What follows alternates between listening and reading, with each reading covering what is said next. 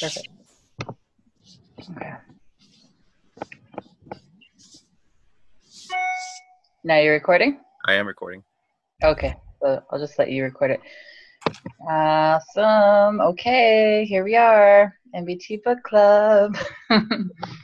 Let's start by setting the intention. We're just coming together to collectively hold compassionate, loving space for each other. We really do our best to support and encourage one another. So there's no criticism or judgment here. We seek to understand each other and lift each other up. So let's go around and do a check-in. What did you guys think of these two chapters?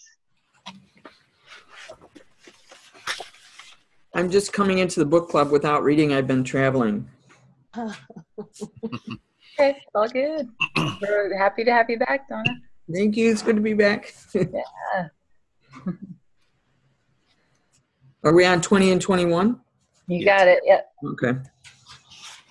So I think for me, I think there had two things going on. One was, okay, I've already accepted there's more than physical material realities. So, you know, I could skip these two chapters. And then the other part of me was underlining every single line. Mm-hmm. So I sort of was like, yes, yes, yes, yes. So it was kind of both. So maybe that's actually part of it, is that I sort of feel like these chapters were stuff that felt more comfortable and familiar to me than some other ones, just because it's stuff that I thought about a little bit more. Mm-hmm. I think the chapters were geared for the new readers, but at the same time for us who's read it in the past, I think got a little deeper meaning in terms of, you know, physical matter reality, and then non-physical matter reality, and on top of that, more non-physical matter realities, and sort of the less restrictions there are in terms of the higher levels you go up. Mm-hmm. Yeah, it really helps put the big picture in perspective. Mm-hmm. Yeah. Bojana, did you get a chance to read it? Yes, I did. I mean, I had some, problem with understanding everything, of dimensionality and this casuality. I'm not fully getting the concepts of it, I think, even the vocabulary. But I think the main purpose was to kind of like explain to the readers a big difference of our attitudes towards the non-physical that has changed over the millennia, and how even the scientists had a different attitude towards non-physical, and they still do. And yeah, basically the difference of understanding it, I think, was the main purpose of those two chapters, and our perception of it.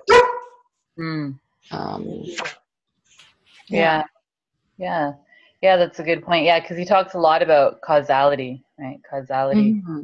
And that's just like cause and effect. So he's saying the cause of what happens here, he's saying most of us think that it has to be, the cause stems from here, the root stems from this physical reality, and then it creates an effect in this physical reality. But he's saying actually the cause is outside of this physical reality, and then the effect is this reality. Mm-hmm. I don't understand that casuality as well. Causing, to cause. Yeah. Oh, that's the causing. To causing. Exactly. The cause. Okay. Oh, I'm glad I could help. Finally made it. we're the results of the causality. Right? Exactly. We're the result of the causality. This causes that. This thing causes that thing, says to be causality. Right. And because we're the results of the causality, we can't figure out why we are the results of it. It just is in our frame of mind. Get it. Okay, thank you for explaining it. I'm just trying to find something that I had a hard time getting. Maybe you can clarify it for me, but carry on in the meantime. Yeah, we'll probably end up covering it. Sure. I read Flatland during the break. You read? Oh, that's perfect. So that was the recommended reading. Yeah, I was wondering about that. I'm like, maybe we should all read that. It was great. I've downloaded it, but I haven't had a chance to read it. Yes. I started it years ago. I didn't finish it. But, I mean, for me, I know Tom is very repetitive on certain things, but it would have been very helpful had he said it just the way that you did, Vanessa, a minute ago. he does uses he uses it's sort of a convoluted way that he explains it at times, and I know he's trying to reach a bigger audience, but sometimes if you just say it very simply, Right. it's because I remember the first time through, it was like, what is he talking about? Yeah. And then also, like Sylvia, it's like I sort of accept it. I don't have to have it proved. Right. I just accept it. But I understand there are a lot of people who do need to have it proved. So especially the first chapter was very redundant. But it's maybe more seeps in that way. Yeah, through repetition. Yeah. And how about you, Dean? Did you get a chance to read it?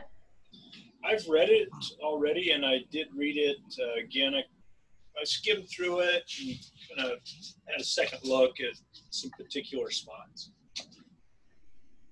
Cool. Okay. Well, let's dive in. Did anybody have anything highlighted on the first page? What is that, page 143?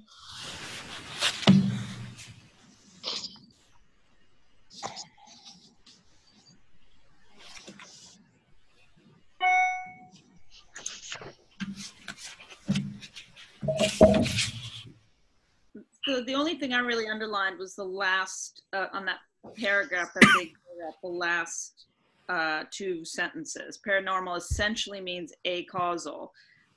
He means other people, or sort of saying the normal cause and effect relationship defined by our limited physical science. Once those are surmounted, what was once defined as paranormal becomes a normal part of a larger scientific understanding that answers toward higher causality. So that notion that, anything that we don't understand, we say is without a cause, but then once we understand the cause and we're like, okay, it does have a cause. That's the cause. So I thought that was, a good summary of what's a lot of what it's about to come. Yeah, definitely.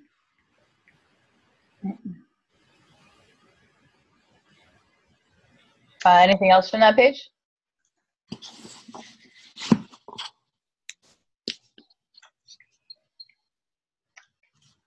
I don't know. I had in the first paragraph, I think it's like the third sentence, he says, everything that is considered objective within physical matter reality must have a cause that is derivable from knowledge gained within physical matter reality. I think I just highlighted that because that is our current worldview. That's how we experience and how we expect things to work. Is that, like I said, it's whatever happens here is caused here. It can't be any other way. It can't be from any other place because we can't think out of the box enough to understand that. So we're kind of stuck in that very linear thinking. Always looking for the cause here, when in fact the cause isn't here. We can't find it here. We have to transcend our normal way of thinking. Right. Which is why it's so refreshing and inspiring to have Tom work with us, because he's one of the few, if only, people that I know who's able to get outside of this reality and explore the larger consciousness system and collect evidence there, and then come to his hypothesis with new data that I've never experienced before, or any other scientists I've known.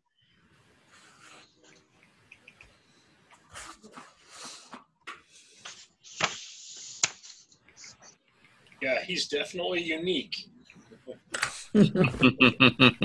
Yeah. To be able to collect information outside of this PMR, right?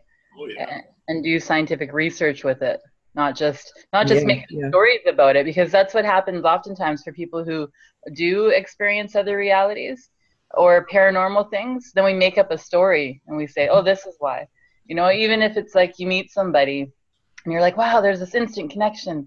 Oh, it's because we're soulmates and we've met before, and then we make up the story, but it's like, well, that's just a story that sounds good to kind of, make us feel like we know what's happening. But just, like he says, live gracefully with uncertainty. I don't know, this is what's happening, but I don't have enough data or evidence to tell me either way, so I'm not going to make up a story to make myself feel good. Yeah, that's the challenge, right? Is living with uncertainty, getting to where you can be uncomfortable with not knowing. Just accept that sometimes you just don't know. Mm-hmm. Fear of the unknown, so we filled it with stories, right? Right. Yeah, and probably less so in this group than your average folks in society. I'd say everybody here has got to be light years ahead of most folks that don't dabble or even think of or consider as a reality, all this stuff outside of the 5 physical senses. Dean, are you saying we're not normal? We're paranormal. Abby, normal? Send Abby. And the thing is, like, even this is a story, like even what Tom is saying is just another story. Just like religion has their own story. So it's our story. What's that? Story. It's our group story here, right? It's our group story. And I mean, but Christians have group stories too. Yeah, for sure. Yeah, but Tom's is more of a, it's a theory. It's a theory, and it's based on scientific thinking. He's a sharp cookie, he's a scientist. Right, but So he's still sharing with others through metaphors, and it's easy to get locked in to those particular metaphors. And he does say, elsewhere in the book, it's like, these are still metaphors. Don't all the time. Yeah. You still have to go out and experience, because the way it comes to you might look different. Right. Absolutely. But it's very easy to grab onto, that's the way Tom says, so that's what it is. Right. Yeah, sure, I agree totally. Yeah. I'm sorry. I'm saying, the things that, in general, everything he's fleshed out, he's it's really solid. I think it's interesting because I think he's got a fascinating relationship with science, because clearly he's a scientist, he speaks the language of science, and he wants to translate a lot of what he does into science. But I think he also feels like science is a language that Western civilization speaks, but isn't necessary.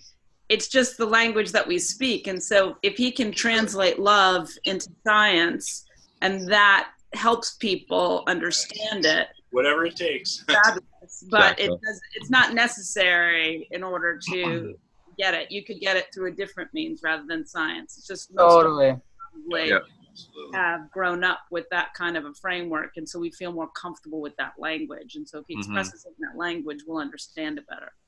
Yeah. I think that's interesting.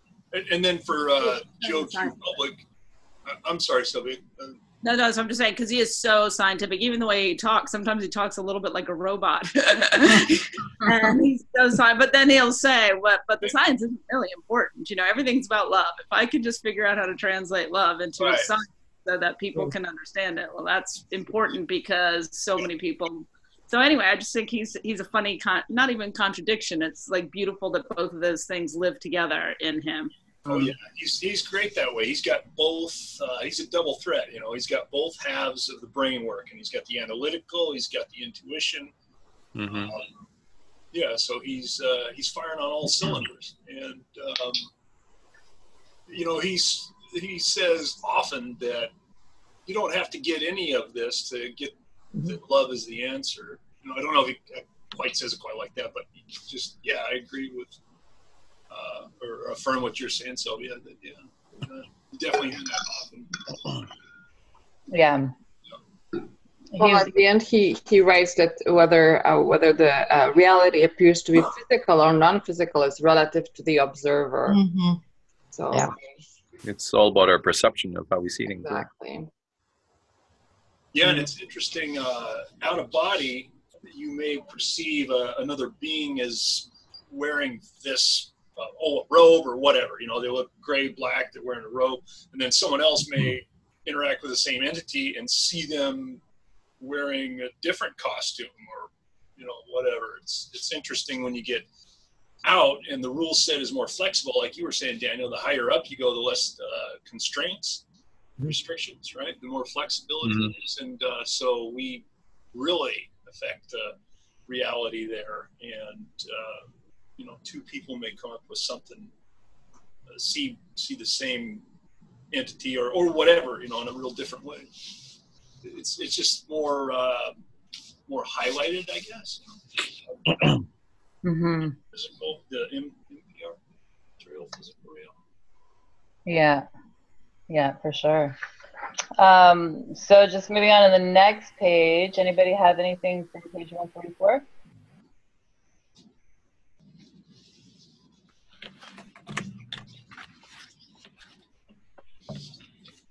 The very top there, the aside, the first aside. Does the concept of PMR reality seem strange? And then he goes on and says, the assumption that nothing exists beyond PMR is a normal, self-fulfilling, self-perpetuating, illogical belief. I intend to examine this belief thoroughly over the next 4 sections of my big toe and provide a rational alternative that more fully, accurately, and consistently explains the available measured data. The unfolding of something as unusual and complex as this toe must necessarily be slow and methodological. And to that I just said, so pay attention and learn, because it's a really big topic, the theory of everything. And so I love that what we're doing is we're going through it slowly, we're discussing it, we're helping it to really sink in at a deeper level. It's just a reminder for me, because oftentimes I'm always like, hurry up and finish, but with this, it's like, no, slow down and absorb. Mm-hmm. Yeah. Right. Mm-hmm. Right. Sometimes in some of my work with students and professors, they would say, we'd get into conversations about the difference between the brain and the mind. And I said, well, you can do neurosurgery, open up the skull and see the brain, but you can't open up and see the mind. Therefore, the brain is physical and the mind is non-physical.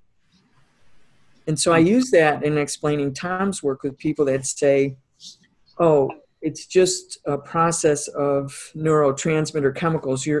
The experience that you're having is in your own brain. It's being caused by chemicals in the brain. And then I'll go back and say, well, if we experience things in the brain, we experience them in our mind, not in our brain. The brain has the has the senses, but the mind has the perception. Mm-hmm. So we're already non-physical. Mm-hmm. They're already a part of us that are non-physical, and you finally get them to pound that in, and yeah, okay, the mind's non-physical. Well, then there's a non-physical reality. Right. And they seem to be able to go, okay, that makes sense, keep talking, and then you can go on to the next concept. Once you have that breakthrough, then you can start defining, physical matter reality and non-physical matter. Did that help? Yeah. And that's quite the breakthrough, because that's the hard problem of physics, right? Is consciousness produced by the brain, or does consciousness the mind? So we go, well, let's go back and let's do the brain mind thing again, because we can't find the mind. We can't do surgery and find the mind. Right. Therefore, it must be non-physical. I always, Donna, to add to that, I love the research that has been done on people that meditate and Buddhist monks that meditate that shows that physically there's a portion of your brain that gets larger. So I always say to people that are, worried about the non-physicals, like, just wait a minute. That demonstrates that thought can have a physical impact. That is a non-physical having a physical impact. Or the placebo effect, where if you believe it's going to happen, you get well. That's a non-physical. Or the power of prayer, which is, there's been so many studies done on prayer, even a religious prayer, just positive intentions for other people that, some people's thoughts for another person creates a physical reality. So there's that interaction there, which I think it's so interesting, because we all accept that. Yeah, people we accept that. The placebo effect, almost like, oh, that's like this weird thing. And I'm like, every single scientific study has to be designed around the placebo effect, because it's so profound that often the placebo effect is bigger than the impact of the medicine that gets FDA approved. Like, it's so fascinating that the non-physical has this real has an physical effect. Absolutely. Mhm. So if we can talk to them in those metaphors, Yeah. or those thoughts, those definitions, then I think I can come into this and go, okay, I can plug those concepts into what he's saying. So then meditation and positive thinking are surgery for the mind. There you go. Okay, no, not really, but okay. Well, that's my metaphor that's helping me. There you go. Anything else on that page 144?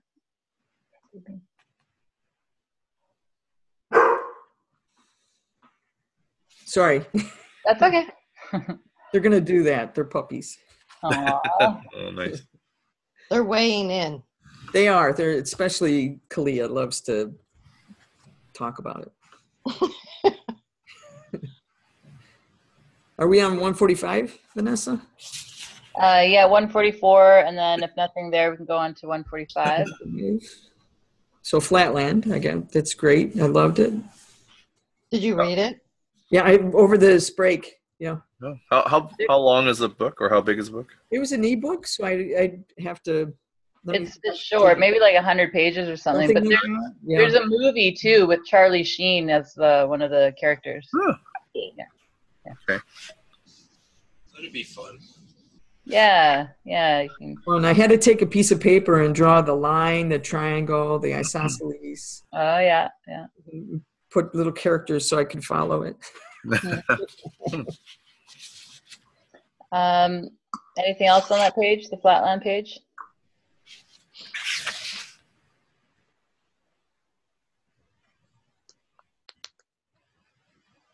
So I don't know, I had the last paragraph in the second sentence. It says, we see that beginnings belong to and are governed by the rules of causality of the next higher dimension.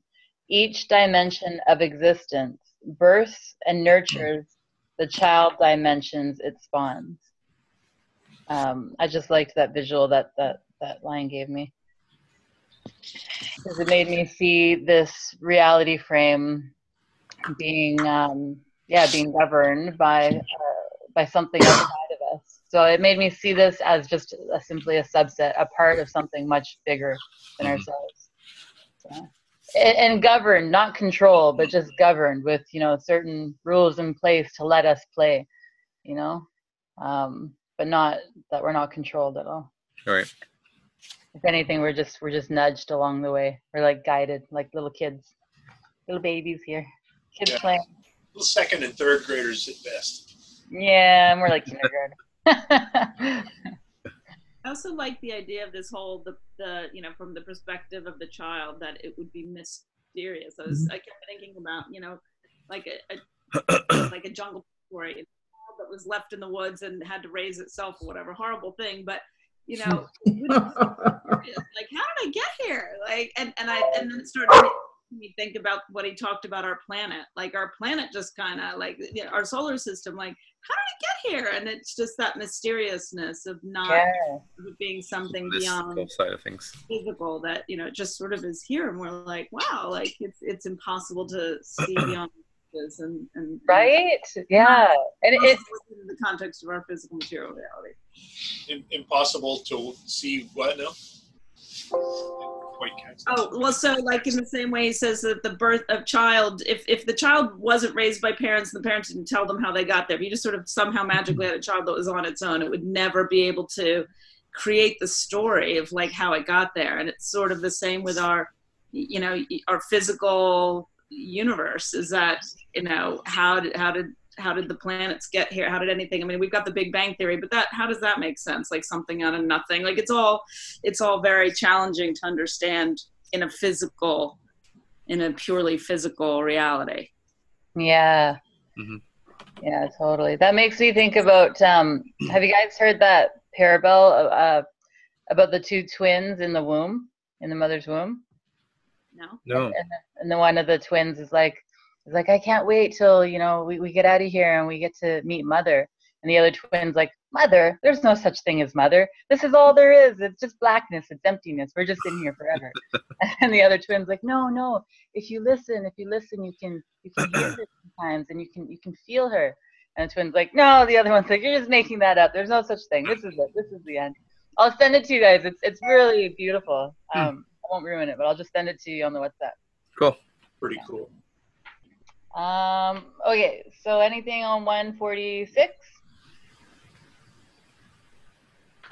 I think for me, the only thing I had underlined on that page is each dimension of reality has its own rules that define its objective science. So, Yeah. No rules that define its objectives. Yeah, I had the last sentence in that paragraph highlighted. The perspective from the next higher dimension provides a bigger picture with more complete understanding. This more comprehensive, complete, and less restrictive knowledge is only accessible to lower dimensional beings, those with a more constrained awareness through the experience of their individual, locally subjective mind. It's just like we've been talking about anyway. So. Right. Locally subjective. That's where we're focused. Right. Yeah. And then that first paragraph, from the viewpoint of the child's own local objective causal system. So the very last sentence in the first paragraph on page 146, he says, the subset does not have what it takes to understand the superset. To understand the superset, one must first become a member of it. So for me, when I read that, I was like, well, how do I become a member? I want to be a member of the superset. Right? Yeah. I want the gold card. Where's the pick me. Could that be just information passed on to you? So you're talking about the twins, right? So you're born, and then you ask mother, where did I come from? That knowledge is transferred from mother to you. You're not going to get her perspective of it, but you get to create your own perspective of it. Yeah.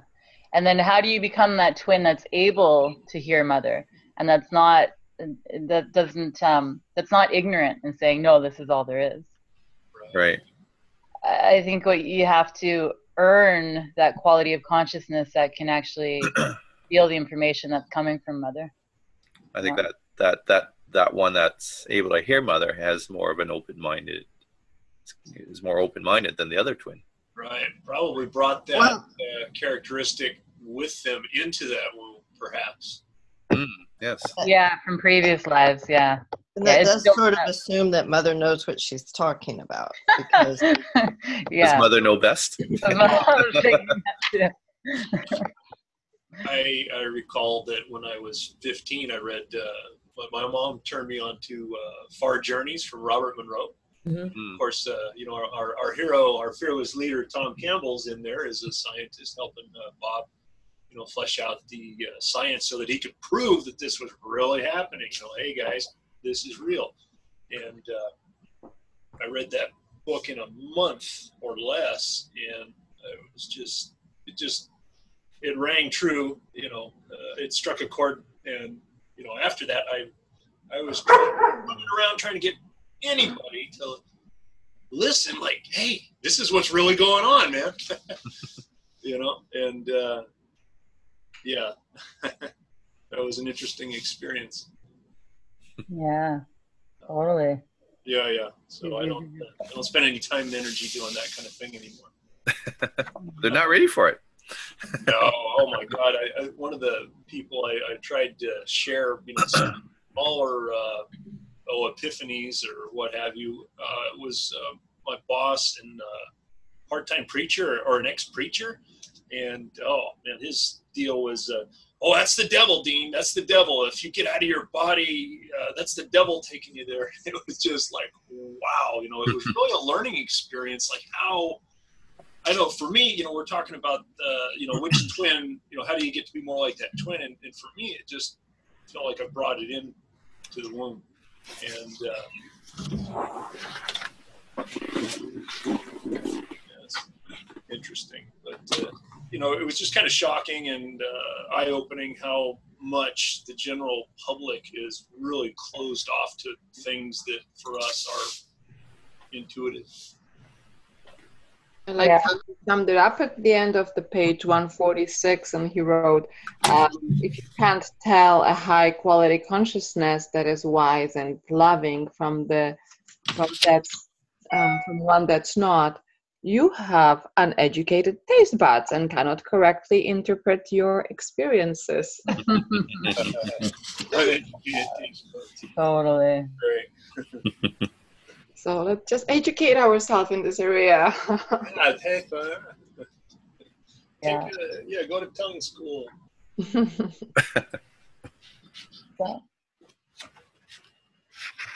Yeah, and then a little bit just in the middle, I had like 5 words highlighted. He says, talking about, I guess, basically becoming a member of that superset and seeing the big picture. He says it depends on how big a picture you live and work in. And then he says, and the degree to which constraints limit your perception. And I always come back to that because that's the one thing that we really have control over is the constraints that limit our perception, right? The constraints being the physical avatar, the biology, you know, how we choose to take care of our physical avatar, that really impacts the constraints on our perception, on our consciousness. So yeah, so 2019 is my year of like health and like improving these constraints and getting them into removing as many constraints as possible that I'm able to do, you know. You're here. Yeah. You're here. So anything else from that chapter before we go on to 21? Nope. I just highlighted, I don't know why this really just struck me, the on the very last line, that love, wisdom, physics. I don't know, I just love that combo, love, wisdom, physics. I was like, yeah, that's awesome. Like you can almost see that being the book title, you know what I mean? Love, wisdom, physics. That's a nice little phrase to remember for me. Yeah, because you're a scientist and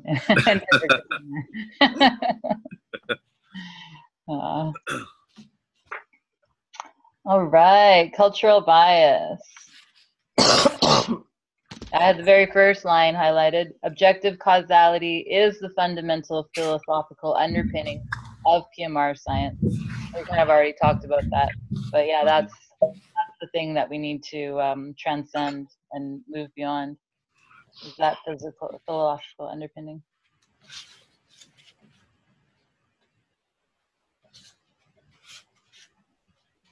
Anything else on the first page?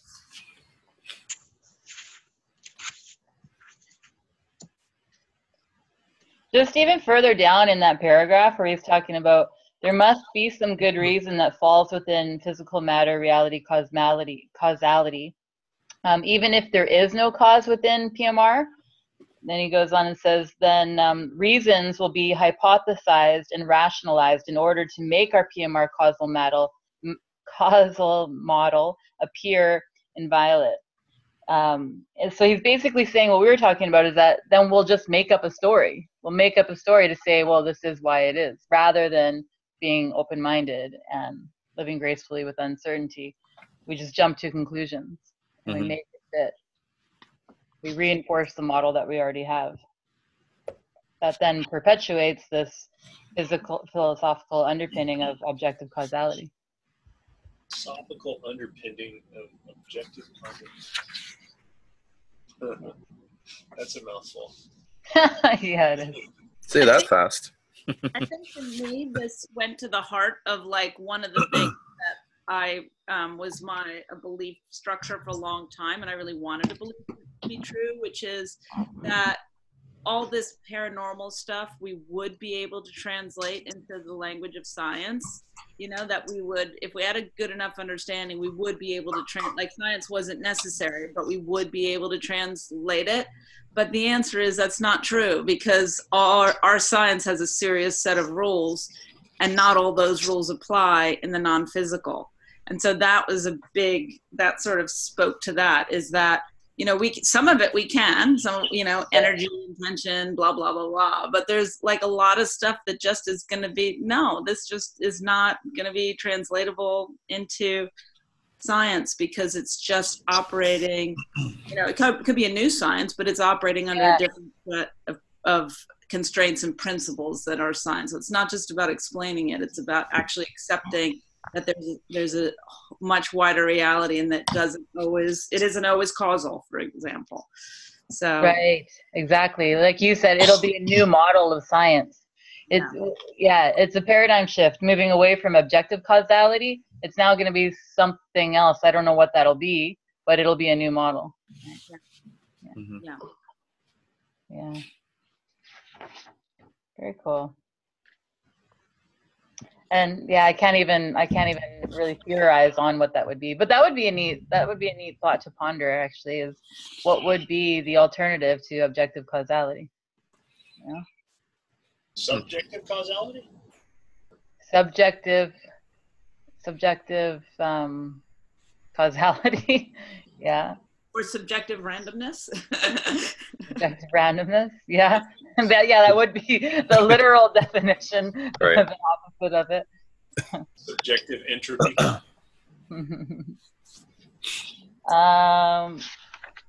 Okay. So what about 150? Page 150.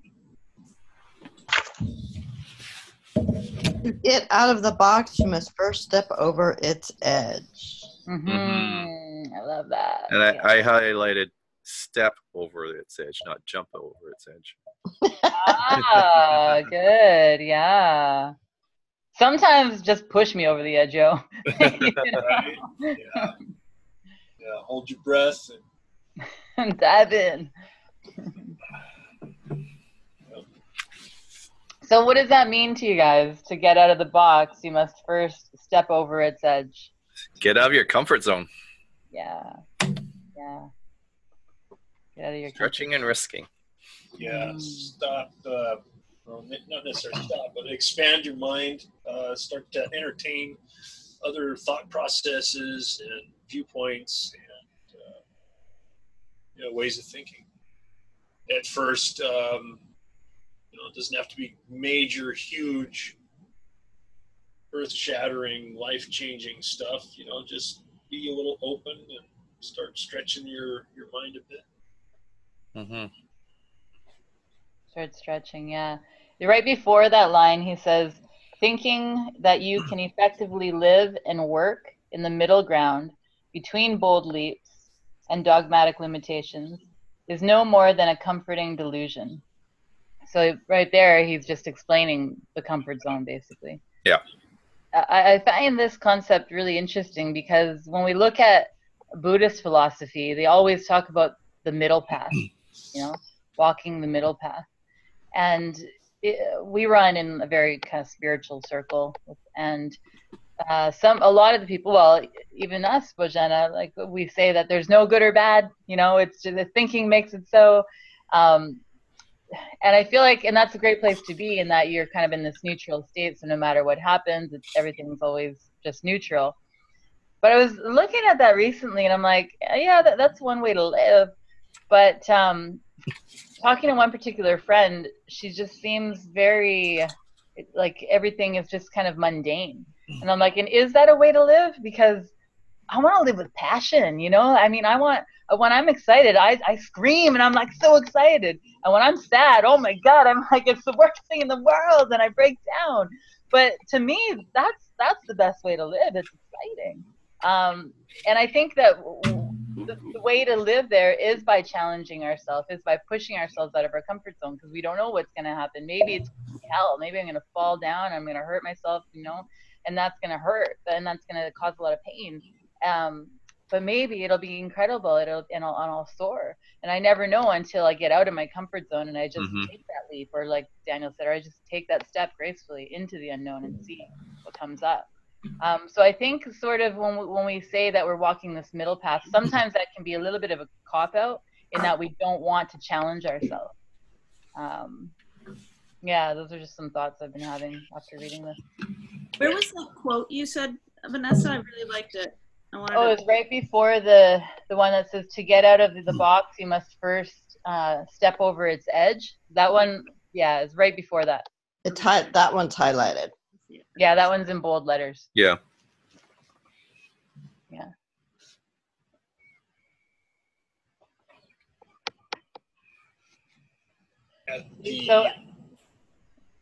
Yeah. At the Monroe Institute, they've got a short clip in the Gateway Voyage class. It's Get Out of the Box or something like that. Little cartoon. Oh yeah. There's a box, just a square, and a funny little simple cartoon guy, and he's in the box. He's walking around back and forth, and he starts banging on the box, and he's pulling out his hair. He's just going crazy, he's stuck in the box, and he's pacing, and eventually he breaks a hole through the side of the box, and he's all ecstatic and happy, and then there's birds and stuff. It's pretty neat, just kind of made me think of it. Yeah. I was waiting for you to say there was just another bigger box. I was waiting for something too. There's a big hammer that drops on him. There can be a bigger box, right? You gotta step through that bigger box, though. Right? Yeah. At least have a little more space. Series of never-ending bigger boxes. Yeah. So how do we get out of the box? You have to be an open I think skeptic. that's You gotta why be willing. You gotta be willing, and you gotta be just take action, be courageous, have that confidence to step out of it. I think what Tom said at the beginning, and I can't remember what part was, in order to read my book, I want you to suspend your beliefs. And that really helped me in the beginning, is like, okay, I can hold on to my belief system over here. I can have it when I come back, but I'm going to suspend it. And then I can come over here and read his stuff. And then I can go, well, how much of that do I believe? How much is it I need to hang on to that belief system? And that's being an open skeptic. You're open to what he's saying, yet you're skeptical. You're not sure how it's going to fit into your paradigm. So then I started reading as if I stopped even doing that process.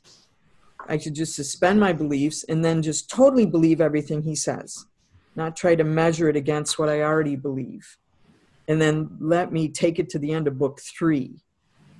That's how I read it. And well, he had me by book 1, so I said, oh, well, if that must be true, and that must be true, that must be true, then let me continue going down that rabbit hole until I really can't go anymore. And I think that perhaps is an open skeptic while you're waiting for either the experience or his experiments or, whatever feedback you're getting. Was I able to go out of body? Did I go out of body? Did I see those things?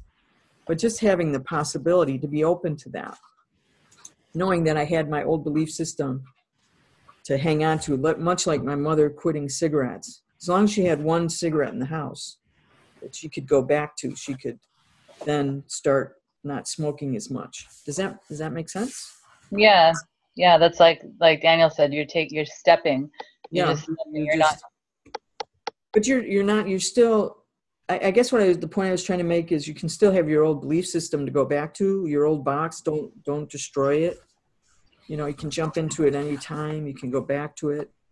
Yeah. Mm-hmm. But once you start dipping your toes in this and you get out a little bit further, it's really hard to go back to that old box. Mm-hmm. Because you get comfortable being outside, right? No, it's just so fascinating for me. Are you kidding? He ripped my brain apart. There was nothing fun about that, but I kept going. I was like, "Oh, if that means this? Is that possible?" But I used to believe that. Now I have a contradiction between his beliefs and my old beliefs. What am I going to do here? Cognitive dissonance. It's cognitive dissonance. Yes. There you go. Yeah, Another thing that I think helps us to get out of the box is having a map and knowing what could possibly be ahead of me. So that's what this is. That's what my is. It's like, well, somebody's already been out of the box, and this is what he's seen. And also, it's our community. It's the 7 of us here right now, and plus our community there's people out there that have, dabbled in this, and they seem to be okay. I think what's important is it's our box and no one else's box, and there's no other person's box like our box. So that would be something that you're afraid of, that someone else it's comfortable in their box, right? But in order for you to experience it, you have to get out of your box to do that. Right. Yeah. And my fears are unique to me, as well as everybody else's fears are unique to them. And Right. I think the part I'm struggling with is reading Tom's stuff and going, yeah, that seems like what it is, but having still these beliefs attached to me that I like, some of them I don't even know what they are, and how do I get rid of them in order to progress. So it's like they're going from one size box to maybe one bigger box. How do I get rid of the boxes completely is where I struggle. Just go from a smaller box to a bigger box doesn't seem like a huge amount of progress. It might be, but it just, I don't know. I think for myself, I think I've accepted, at least for me, that the process is going to be a matter of a series of boxes, because this work is so slow, and that's why it's hard. It's so, constant. And so I try and measure, like, now compared to 20 years ago, like how did I think about things 20 years ago? And so, yeah. And the thing that I guess I feel like we're all at least somewhat out of the box, hopefully myself included, is that at least we're really open. So, I can have someone come and tell me that their mother came back to them in a dream, but it was real, or, that there's a ghost in their house, or, that they met the Dalai Lama and had a spiritual experience. And I'm not like, oh my God, that person's crazy. So at least I'm kind of out of the box, because there are still a lot of people that are so far in the box that would just reject anything like that outright. So, even that, or just the understanding that you are in a box and you understand that. Because I think sometimes people who are in the box are like, no, I'm not. But that's true. Just the recognition that I am in a box and I'm working to get out of it, or at least make it bigger. Is Vanessa just texted that she has problems with her internet, and glad that Daniel is the host, because exactly. Well, okay. She said, karma. My internet was interrupted. Yeah, karma. There's another interesting belief system. Right. Universe winked at us.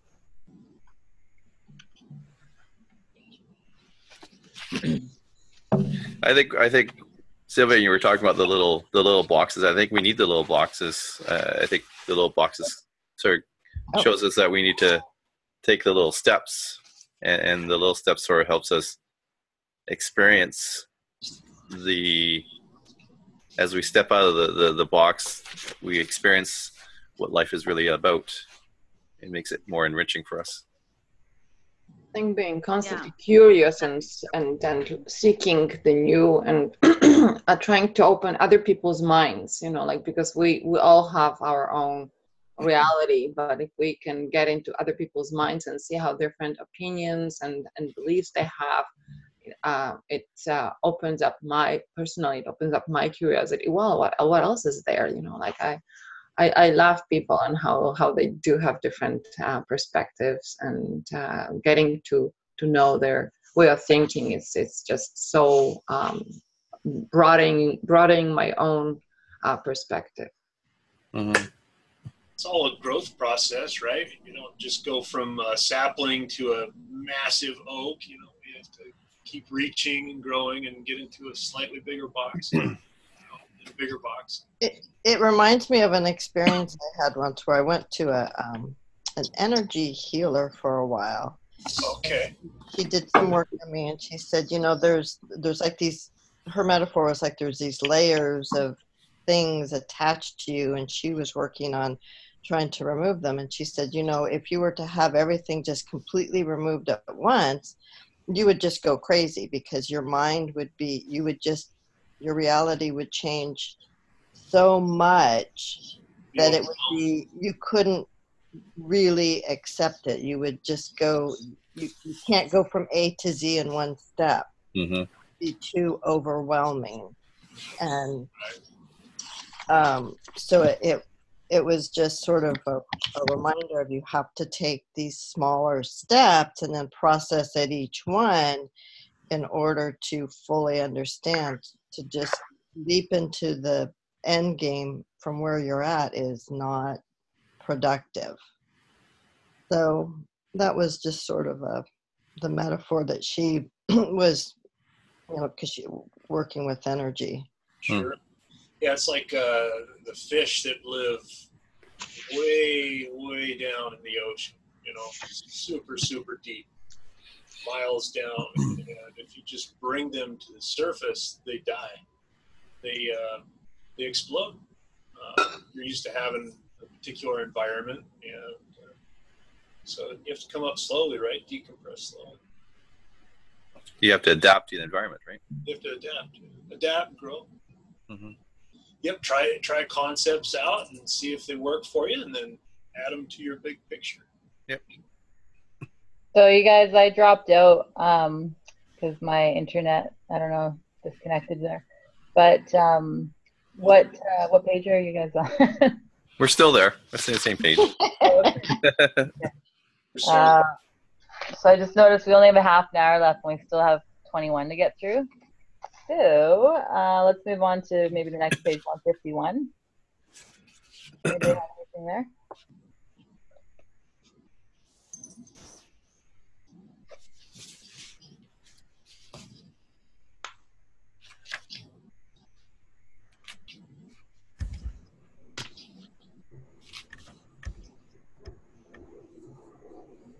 I actually highlighted the first time around the third paragraph. It's a goal of this big toe to take what appears to be mystical and beyond knowing, is seen from our viewpoint only, and through the use of impeccable logic, he's given us that roadmap, applied to two reasonable assumptions, which he's going to tell us is two things for this theory. You need to evolve, and you need consciousness. Turn it into hard science in broad daylight under your watchful and properly skeptical gaze. I love that. I highlighted it the first time around, and it's like, he's like, just hang in there. Like Sylvia says, it might be slow. You might have to work at it, but I'm going to help you. Mm-hmm. And this is already page 151, so my cognitive dissonance is really settled to where, okay, I'm going with this guy. I've suspended whatever beliefs I used to have, and he's going to take me on this wild ride, and he's going to use science and just do assumptions. That's great. It sounds simple. I can do this. Mm-hmm. Yeah, I had that part highlighted too. Yeah. Well, of course, Vanessa. Of course you did. We both highlighted the same. Yeah. We do. That's right. I like that. Anything else on that page? I had something on the previous page. I missed it for some reason. The second to last paragraph of the last sentence, I underlined science simultaneously, logically demands and rationally denies. Yeah. Yeah, I highlighted it too. Yeah. He wants to go before the Big Bang. Right. Mm-hmm. You're going now into mystical places where you've gone before and stopped, but we're going to keep going. Right. Yeah, it kind of has to, right? Yep. He's already told you to read Flatland. Yeah. So, come on. Get her done. Get her done. Get her done. For this trip, you're going to have some homework. Right. So how about moving forward on to page 152? Anything on there? I've got a little something. Second paragraph, halfway through, I've underlined, assuming that this creative source has somehow disappeared is like the ice cube in an automatic ice maker has some. The ice cubes in my automatic ice maker bucket, believing that the compressor responsible for their freezing must have stopped working years ago. Those delusional ice cubes obviously do not understand the bigger picture. Mm-hmm. Yeah, and then related to that, ... a couple sentences later, as it turns out, Right? I underlined that one too. Yeah. Bada bing, bada boom, huh? There you go. Yeah. So yeah, I like that. So as it turns out, our source is both initiating and sustaining. We cannot exist independently from it any more than our internal organs exist independently from our bodies. That's so reassuring because it's just reinforcing the idea that we're never alone. You know, like source, LCS, whatever God, whatever you want to call it, it is always here with us. It's initiating and sustaining us, helping us to grow, and it has our best interest in mind, especially, and I've heard Tom talk about this, when you're serious about growing up, Yes. LCS will help you. It will help you because it knows that you're a wise investment, you know, because you're already on the path. So it's like, oh, it pays attention to you and it wants to help you along when you're serious about growing up. Yeah. Yeah, it's interesting. I've seen that too. When I'm in a good zone and a good frame of mind and doing the right things, everything's clicking, you know, you see that synchronicity, right? Yeah. Yeah. Or, you know, I mean, Tom tells me my recent, you know, quite painful health unfolding drama that had so many, you know, sorry, Dean, you weren't on the email trains. You don't need to know the details, but I went into a weird health vortex with like 5 surgical procedures and 4 emergency hospitalizations from being a really healthy, like hiking individual. And, you know, he's like, well, you know, Sylvia, that LCS has set you up with this experience because it believes you're a good investment, and it believes that most likely, he wouldn't say because you are going to grow up from it, because most likely you'll learn something from it. Right. You know, anyway, so it can help both in the times when we feel inspired and supported with the wind in our back, but it can also help at times when it's giving us challenges through which we need to learn. Yeah, and it's the perspective that you choose to see that challenge with, rather than going into the victim modality and being like, oh, why me, why me? Instead, you're like, yeah, try me. Let's see what I'm made of. I know I can handle it. Which for me can be a source of fear, knowing that, hey, I really want to grow up. I want to apply myself. I want to learn new things. But by asking for that, I may in fact get something that's very challenging to deal with. And so that becomes a source of fear, because it's not all, oh, hey, you want to grow up? Here's this great experience for you, meaning pleasurable and an experience that you'll enjoy. You could very easily end up with something like what Sylvia has that was not pleasant and not enjoyable at all. So it becomes this fear of getting what you ask for. It's not all good. I mean, it doesn't all feel good.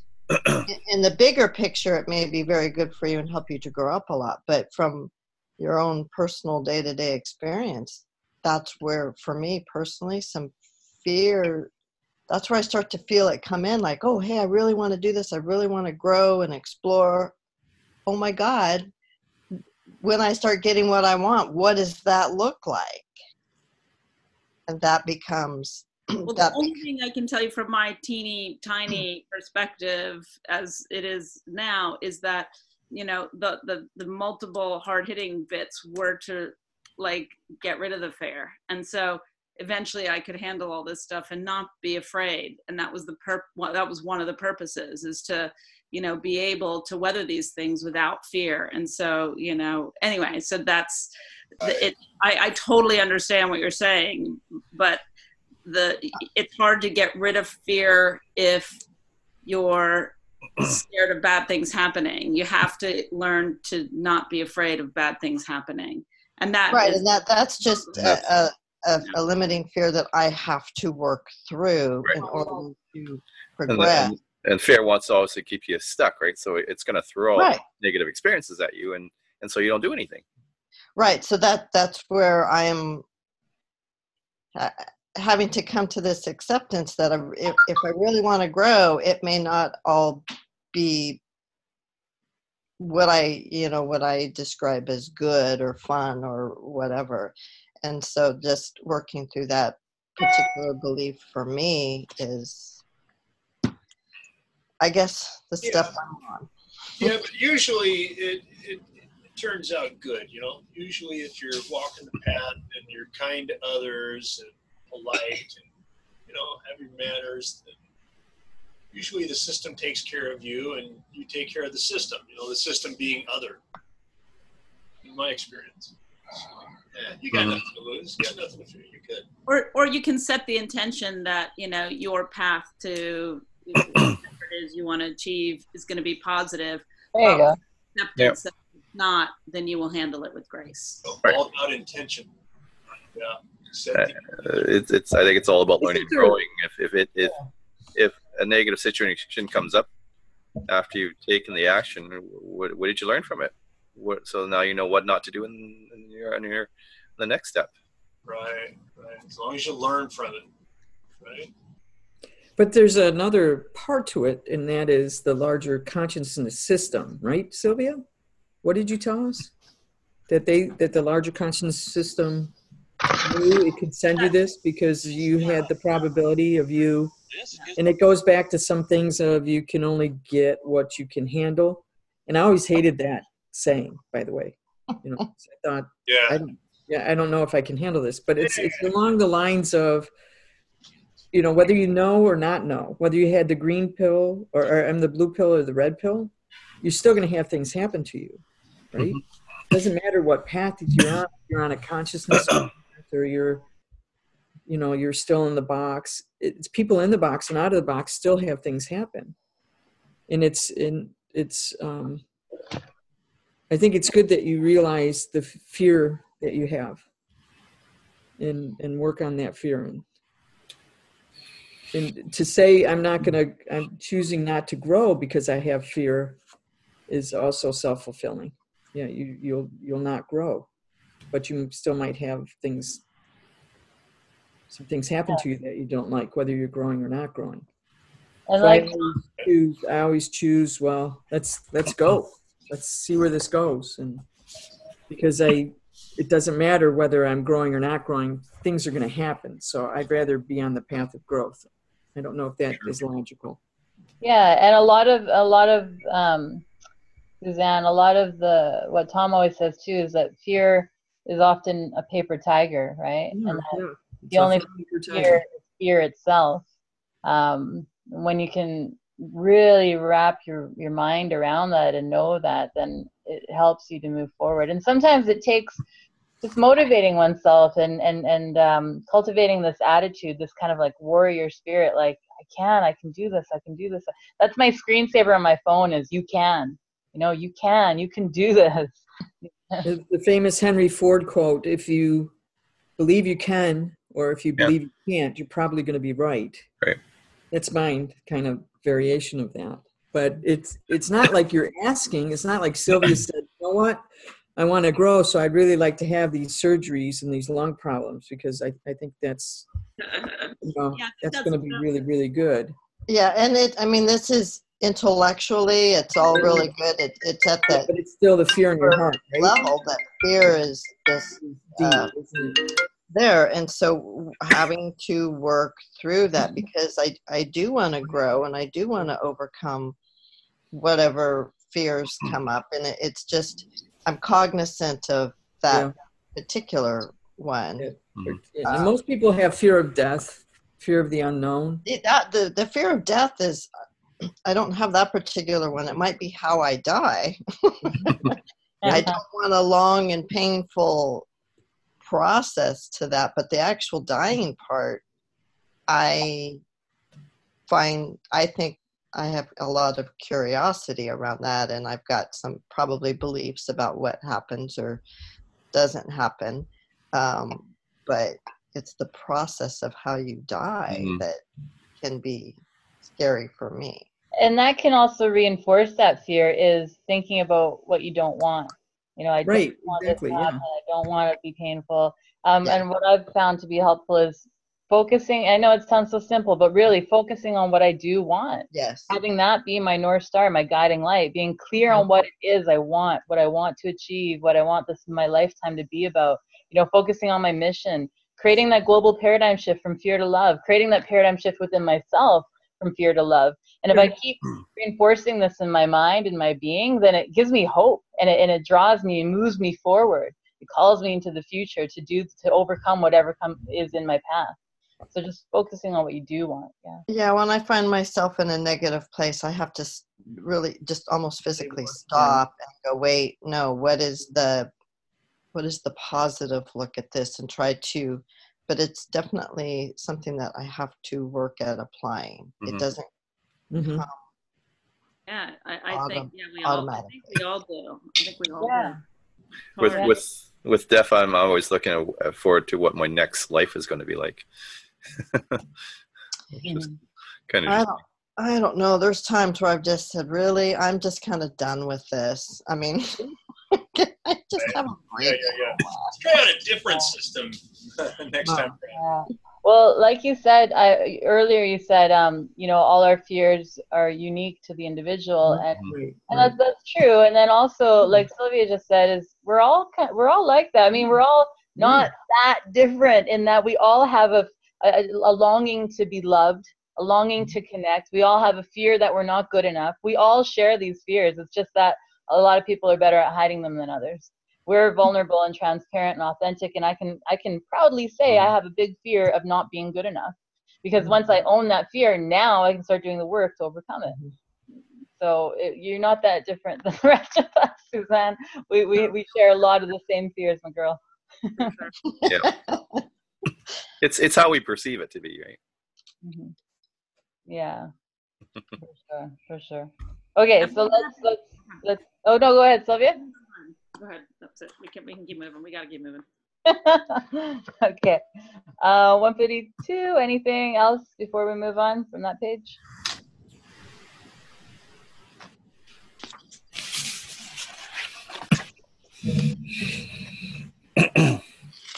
And I don't mean to like rush us along, because I mean, we do only have 15 minutes left, but if we don't finish this chapter, which it doesn't look like we're going to, then that's okay, because I'd rather not rush us. I have more coming up on 155. 155? Okay, cool. What do you have there? But I don't want to skip. I mean, that's what I had. Okay, yeah. Did anybody have anything before that? 53, 54. And I'm just going to pause right here. Are you guys able to go a bit longer today? Yeah. I can't. But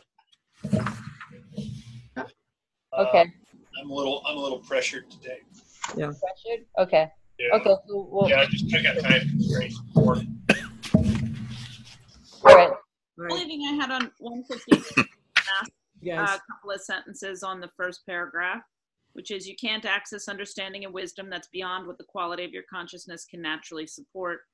Every individuated unit of consciousness must develop its own unique way, powered by the free will that drives its intent. And I think, again, not to keep talking about my recent experience, but that's top of mind for me right now, is that it almost made me think about my kids and when they were doing ski racing, how they would try each season to embed one or two habits that they could then improve their skiing. So, you know, I'm going to work on keeping my left shoulder down as I go around a gate. And that's the thing I'm going to work on all season. And I will, you know, fix that one thing this season. And that just made me think about that. And I think the big picture that I personally took out of this experience was, okay, that experience helped me take some of the things I've been intellectually working on and embed them at a being level. And this notion of, you know, sometimes it's a new understanding, sometimes it's embedding an understanding, sometimes it's a deepening of an embedding of an understanding. Like but for me, I sort of thought maybe if I focus on one or two things, whatever, however long a season is, and try and embed those, and the universe might throw me in a ball, and then I realize, oh, actually, I should be working on this. But anyway, that's kind of what I took from that. Mm-hmm. Yeah. Oh. Made a note. I put down just something that came to mind was racism is lazy thinking. Meaning that it's easy to be a racist because it's simple, right? You just color a whole group a particular way, and then you don't have to get to know anybody. Mm-hmm. But something in there got me thinking that direction. That's all I can. Okay. Yeah, I had that same part underlined, Sylvia. That whole paragraph I had underlined, and I put, I love this beside it. Even at the beginning where he says, as a teacher, it's better to wait until your students are ready than to push the truth into an apparent position of mysticism.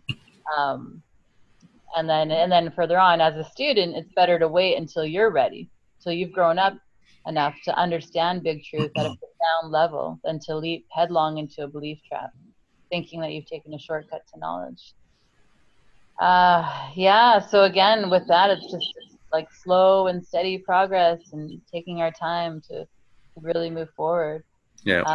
And then knowing when you are fully playing the game and then when you are just a spectator, because sometimes we got to sit back and watch and learn before we can actually get into the game and play. And it's okay to take those timeouts where we need to just sit back and kind of recalibrate. Yeah. But it does make me wonder if the LCS has, in whatever way, sort of nudged us all to have found Tom, because there's so many different beliefs out there. And Tom's not, I mean, he seems like he's everywhere for us because we found him. But if I've talked to so many people who are like, who? What's that? I've never heard of what you're talking about. So in order to have just found this, isn't there something that kind of nudged us here, which does help me to believe that I'm somewhat ready to accept this information and to work on it. Absolutely. I don't think I just stumbled here by accident. I think all of us here has the open-minded skepticism. Mm-hmm. Right. Yeah. Mm-hmm. Yeah. So that's what I have to, sort of remember when I can feel the fear there. It's like, no, wait, if you weren't really ready, would you have been led to this place and this information? Right. So. Yeah, got it. The next paragraph, the last sentence, he says, unfortunately, growth over the long term, which is what is important, is severely stunted by an almost universal preference for the short-term feel-good solution. And again, it's reinforcing that idea that it is long term. I mean, lifetimes and lifetimes, right? So, yeah, to know that and not to be so hard on ourselves if we don't see immediate progress, just to be patient with it. Do you think it's human nature that we want answers now? And if we don't know the now, there's a pseudo knowledge or the belief system comes in and we just, believe what people say, right? Well, we live in a society of instant gratification. Yes. So it's hard to go from living that every day. Like, I don't want to wait for my water to boil on the stove. I've got a microwave. I can get there in faster. So it's hard to go from this physical reality of everything's being instantaneous to then having to understand that the real growth takes lifetimes. That those two are very hard to reconcile. Right. Everything else is instant for me. I want to call somebody or talk to them. I've got a phone that can do that instantaneously. I want to go somewhere. I can get on a plane and go practically anywhere in the world in a day or a day and a half. And everything's, relatively speaking, quite fast. What if in the future we can talk to each other telepathically? That's faster than how we're doing it now, isn't it? Well, Tom has said a lot of realities are like that. Yeah. So, yeah, maybe I feel like maybe it's just we're at that stepping stone where eventually we'll get there. We just don't know how to do it yet, right? Yeah, that's our trajectory for sure. Yeah. I mean, Aboriginals, if you've ever read any books on Aboriginals, a lot of the tribes, that's how they communicate, with telepathy.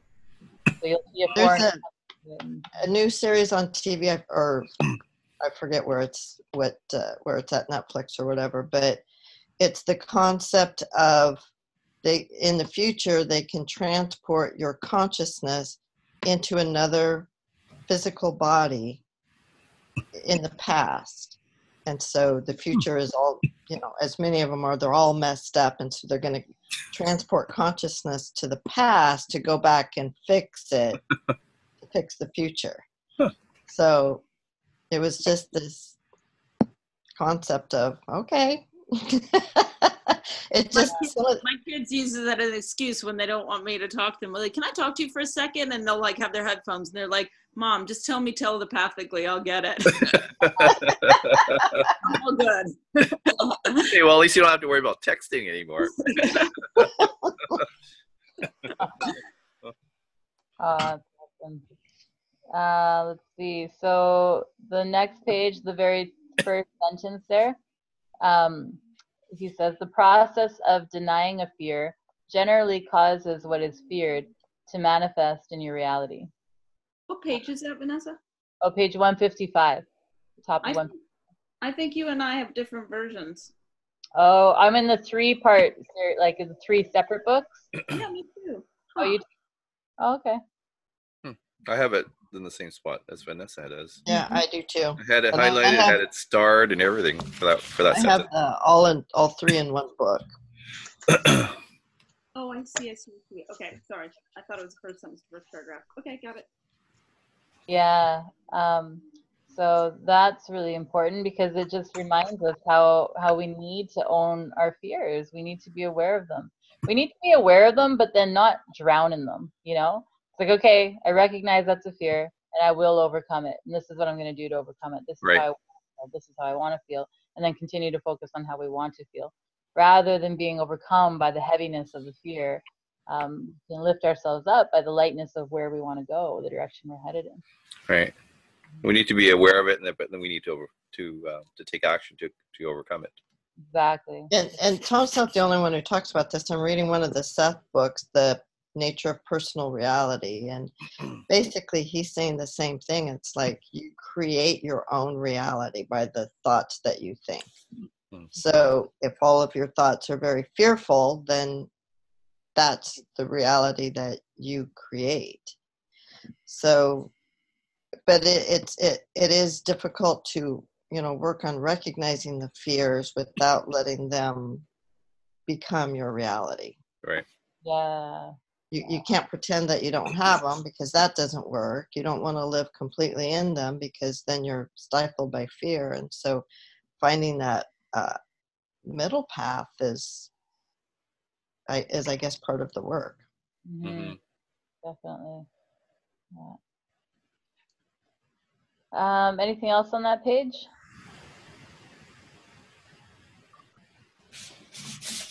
Nope. Just the one for me is in the aside. The one thing that most modern physicists agree on these days is that what we generally take for our local 3D time-ordered causal reality is merely a perceptual illusion. So I guess that hints to the idea that scientists really are starting to come to the realization that the world as we see it isn't really how it is. It's a simulation. Mm-hmm. And I can accept that intellectually. It's just when you really start to think about it, it is a wild concept that the me that feels physical and here doesn't really exist. And that's where I just have to sort of take a time out and go, well, okay, I'll just go with that. Yeah. A lot more to it. Yeah. It's just a crazy thought. Yeah. When I talk about this with people, I think a lot of people's initial reaction to that is, so none of this matters then. If it's a virtual reality, then none of this matters, and because none of it's real. So what's the point? But it's so opposite to that. It's like really matters a lot. The strategy that we've created is so important. It's the vehicle that we've chosen in order to grow and expand and evolve our consciousness. We need to work here. We need to pay attention. It's not just a throwaway, whatever, it doesn't matter. But can't convince anybody of that. They have to go on their own inner journey to find that truth themselves, right? Right. And it's good news. It just means that reality is a lot more flexible and pliable than people think. Yeah, that's right. You guys, it is 9:30. I can stay on the call for longer. Can anybody else? I can. I can. Okay. Okay. Dean, if you got to leave now, now's your chance. I'll hang with you guys for a bit. Okay. All right. So let's see the next page over, 156. I think for me, the sentence that meant the most was, those who seriously take up the challenge of exploring reality and growing their awareness rarely come home empty-handed. So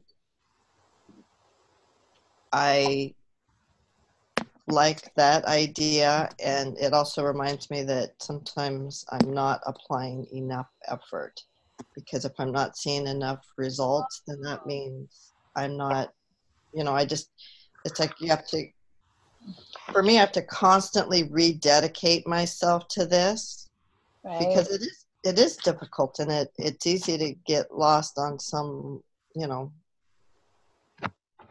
get lost in some place that isn't the right place. So, but if I keep working, something good will come from it. Right? Have you heard of Tom talk about how there are 3 main paths to... Yes. Okay, you've heard of that? Yeah. It's in the book, I think. I don't know if it's in the book. I heard There's the warrior path. The path of... It is in the book. It's in the book. It's in the book. Okay. So what do you think you're on? Well, I think, like most Westerners, probably on the path of the warrior, and my warrior is a little tentative at times. But it's obviously not the path of service for me. And then I can't remember what the surrender. No, I haven't surrendered. Where in the book is this? I want to read this. I don't know this. I don't remember where it is. Section. I think it's I think maybe in section 4. Yeah, he's got a little video clip on it too. I can try to find and send. Yeah, that would be good to see. But I'm definitely on the path of the warrior. I think my warrior might take a step ahead and stop and look around, and sometimes turn around and go, wait, what? But it's, it's like I said in one of the other meetings, of just, I may not get to where I want to be in this lifetime, but I need to do as much as I can, so the next time around, they don't have to start as far back as I did. Even if I don't get to where I want to be now, it's sort of my responsibility and my need to go as far as I can, so the next time it's just a little bit farther. Mm-hmm. Obviously, somewhere in Tom's past, that's what happened. Somebody moved. They just kept moving the ball forward, and it's my job for my particular IOUC to just move it forward as much as I can. Yeah, we're all on our own path, right? We're all growing at our own pace. Yeah. We have to do what feels right for us and not compare ourselves to anyone else. Right. Totally. So back on 156, the first paragraph there, he's talking about how we live in the information age and how important this time is in our history. At the end of that paragraph, he says, having a correct and comprehensive big toe has never been more timely or important to the future growth than it is right now, the dawn of the information age.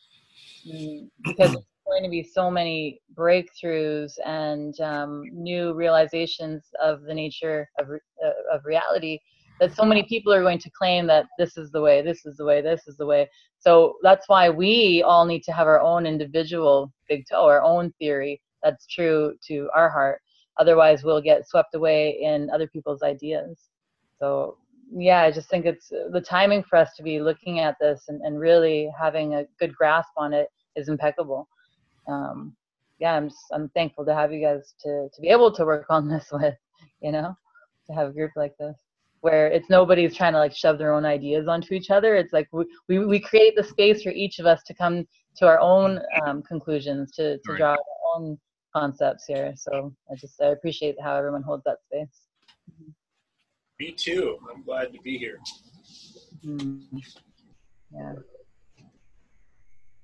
A little bit further on the page, he's talking about he made a joke there. Oh yeah. Or he's talking about growing the consciousness, growing the quality of your consciousness. You know, you got to keep tasting the pudding, which Daniel, I'm sure you could appreciate. Yep. Keep tasting the pudding, and then, you know, change the recipe as you go along, and then you keep making better pies, he calls it. And then before long, you'll be winning prizes at the county fair for the quality of your consciousness. The more you grow, right? And the more you just revamp and course correct. Mm-hmm. Because often we stick with one idea or one model, and then we never change it because we're so we can be really stubborn at times. We don't want to be wrong. And if we find out that the model or the idea that we have is not completely correct, then we justify it and we stay true to our stance because of our pride and our ego gets in the way. But rather than doing that, if we can just be fluid and open-minded and open to learning, we can continuously improve and grow.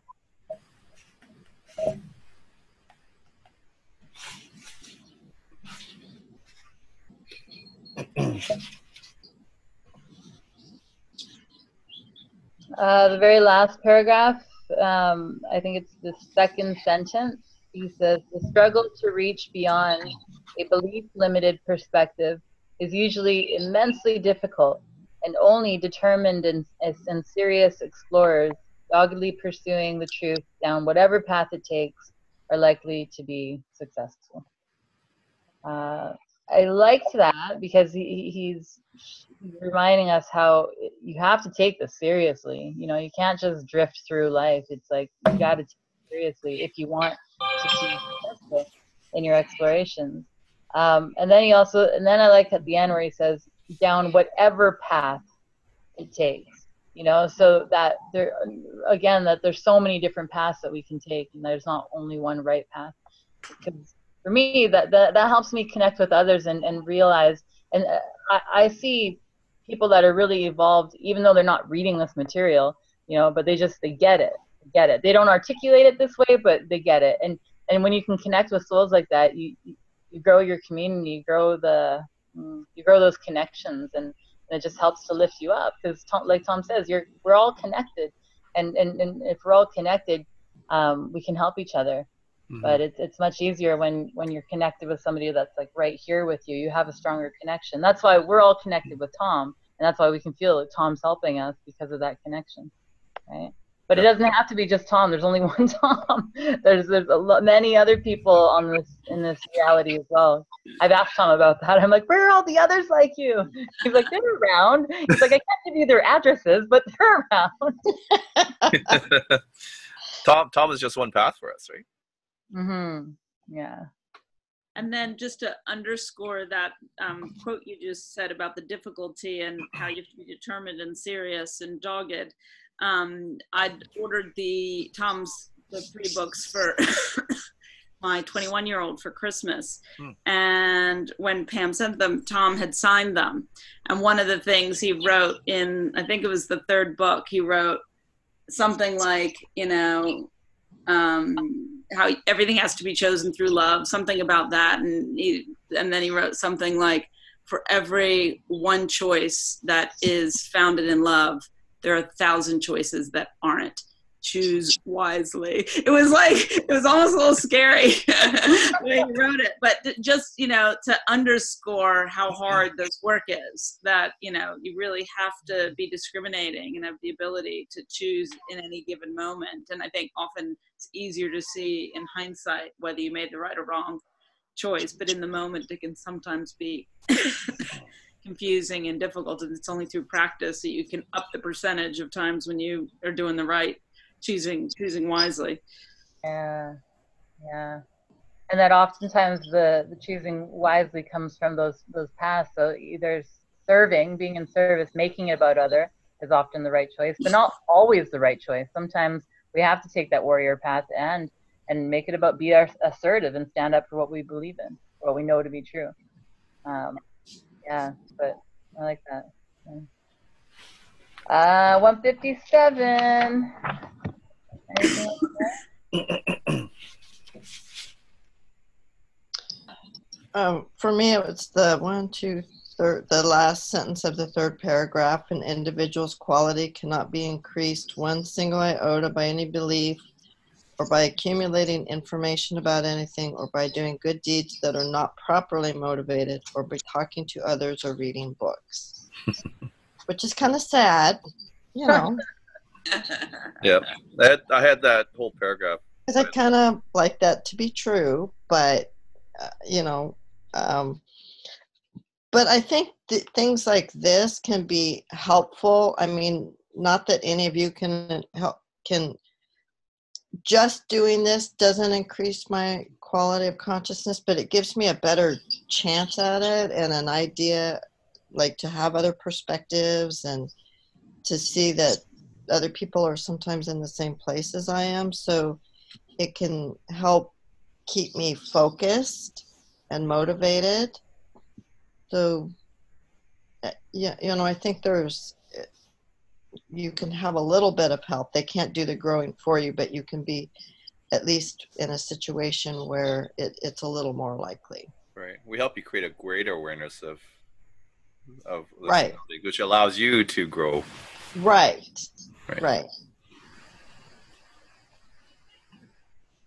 We can't do the growing up for each other, but we can help facilitate that growth. Exactly. Yeah. And I think the other thing that I always try to remember from Tom is it's not what you do, it's why you do it. Yes. So and the example he gives, you know, helping others, if you're doing it because you think it makes you look better or whatever, then that's not the proper intent. You have to do it to really want to help them. And so even if you do the wrong thing, but if it's for the right reason, will get you farther than doing the right thing for the wrong reason. Right. And so I try to remember intent. Beautifully said. Thank you. Anything else on that page?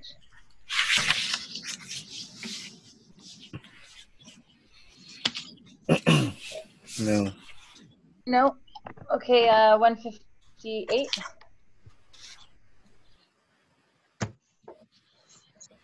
I have the last sentence highlighted. This trilogy is about helping or being helpful, improving understanding, and reducing ego and arrogance. Be careful not to jump to conclusions. Mm-hmm.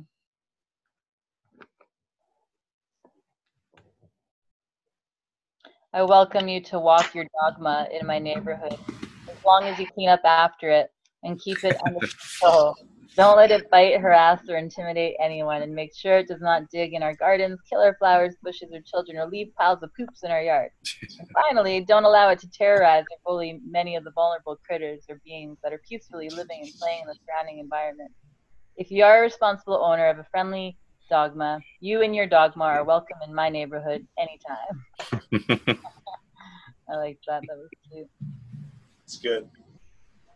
The page before that, 158, in the third paragraph, in the middle there, he says, we humans are generally as aware of our individuality as we are blind to our conformity. This is our nature. That is our nature.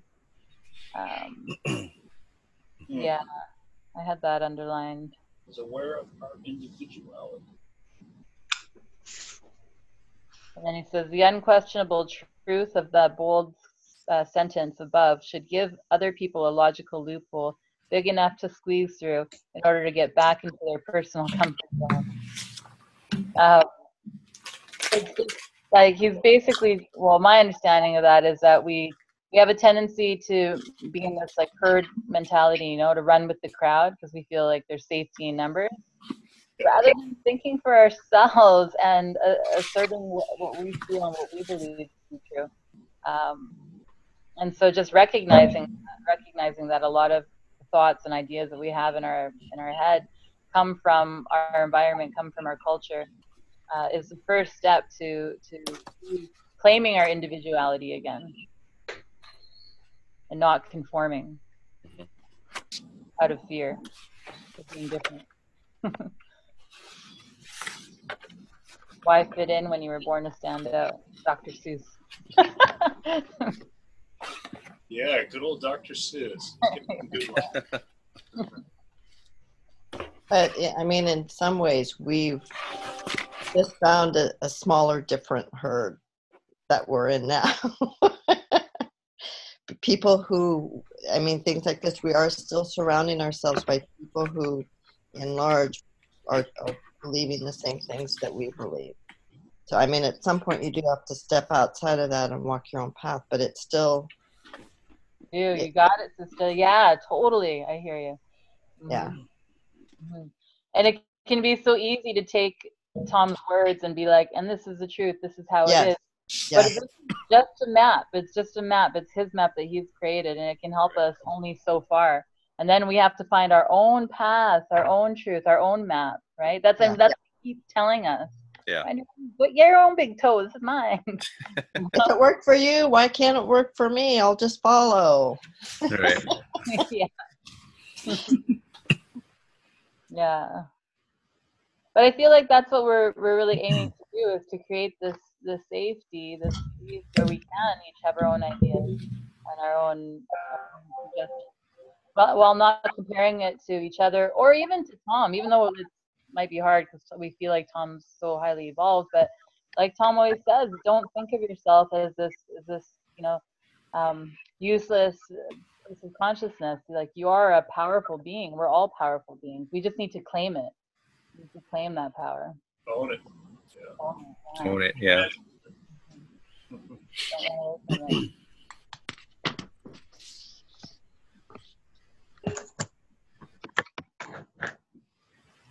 Have you heard that Nelson Mandela quote, or if maybe it's Marianne Williamson, where it's like, your greatest fear is not that you're inadequate, but it's that you're powerful beyond all belief. You're afraid of your power. Have you guys heard that one before? No. Yeah. Oh, Okay, I've heard that. It's good. Yeah. Fear of success. Fear of success, yeah. That ties into it. Mm. Okay, anything else from, I guess, 159 or 160?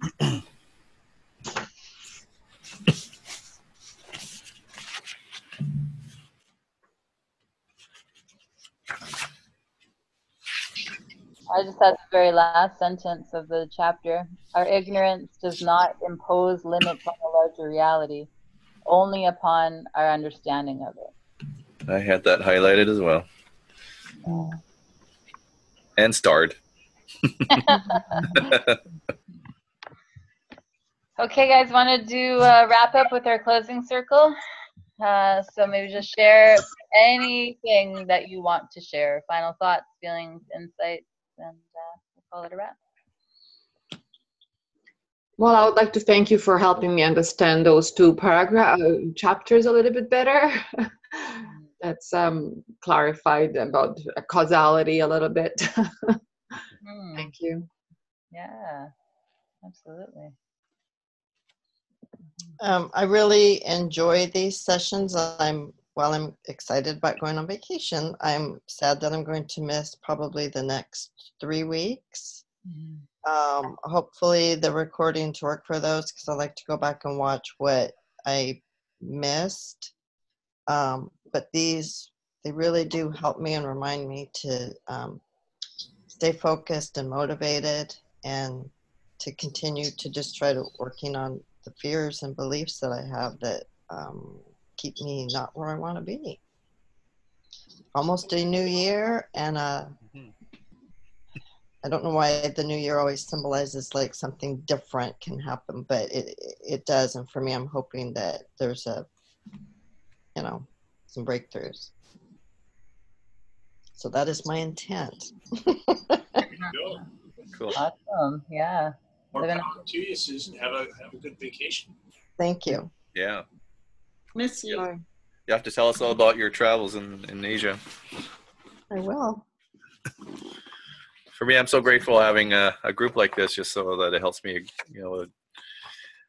look at life in a different way, create a greater awareness of everything, and sort of by creating that awareness, it allows me to sort of challenges me in looking at life much differently, and be open-minded and sort of challenge what I currently know, and to see if I can create a deeper understanding of myself and other people and others. So. Right on. Yeah. I did all that, and I just feel like I learned so much each time because of what other people choose to emphasize, or the thoughts, or the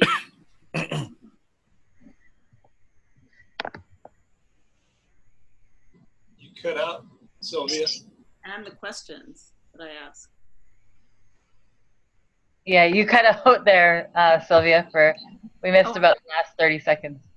Oh, okay. Sorry. I just said that that I just feel like I learned so much from these sessions based on the different things that different individuals choose to emphasize or question, or insights they've had, or ways or stories. I just feel like it expands my understanding and gives me new questions to think about, or new frameworks. I always take notes, and I'm just grateful.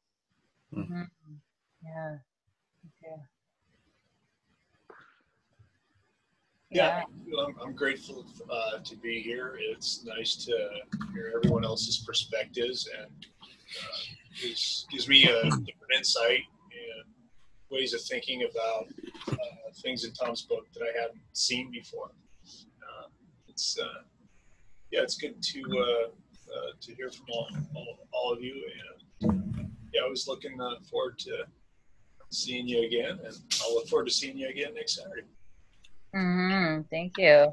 I love this. I really feel an affinity towards this group and everyone that's a part of this. I feel very connected, and I love listening and learning from everyone here.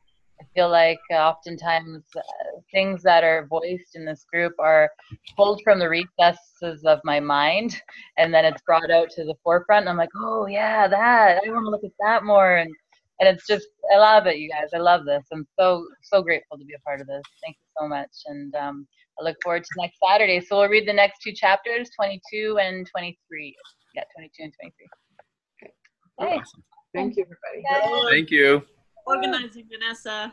Absolutely. It's my pleasure. Thank you. Thank you Thank for you. your thoughts. Okay, bye-bye, Ariel. Thanks. Bye. Bye.